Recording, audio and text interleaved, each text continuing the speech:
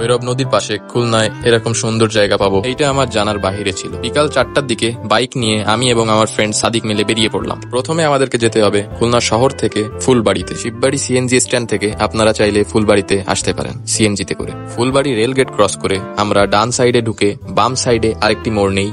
মোড়টি ধরে একটু সামনে আসলেই দেখতে পাবেন বক্ষবেদী হাসপাতাল। হাসপাতালটি ক্রস করলেই আপনারা পেয়ে যাবেন এই নদীর ঘাটটি। ঘাটটিতে পৌঁছানোর পর থেকে আপনারা আস্তে আস্তে প্রাকৃতিক সৌন্দর্য উপভোগ করা শুরু করবেন। ঘাটে আসলেই আপনারা নৌকা পেয়ে যাবেন এবং এই নৌকায় করে ওই পারে যেতে জনপ্রতি 5 টাকা লাগে। বাইক সহ নৌকায় পার হইলে 15 টাকা এক্সট্রা লাগে। ঘাটটি পার হইলেই আপনারা একটি সুন্দর দৃশ্য পাবেন। ঘাট থেকে বের হয়ে বাম সাইডের দিকে একটি রোড চলে গেছে। রোডটি ধরে আপনারা কিছু দূর অতিক্রম করেই ঠিক নদীর পাশেই এই জায়গাটি পেয়ে যাবেন। খুলনার ভিতরে এই জায়গাটি আমার দেখা অন্যতম একটি সুন্দর জায়গা। মসজিদ আল ফালার পাশের এই জায়গাটিতে একটি সুন্দর সূর্যাস্ত উপভোগ করতে পারো। জায়গাটি থেকে রাস্তা ধরে আমরা আরেকটু সামনে এসে এই জায়গাটি পেয়ে গেলাম। এখানে তুলনামূলক পরিবেশটা আরো বেশি শান্ত। এই শান্ত পরিবেশ থেকে সূর্যাস্ত দেখার পরে জায়গাটির আশেপাশে আরো কিছু দূর ঘুরে থেকে নৌকা নিয়ে আমরা আবার এপারে চলে এলাম। আজকে আমার ভিডিও এই পর্যন্তই। আল্লাহ হাফেজ।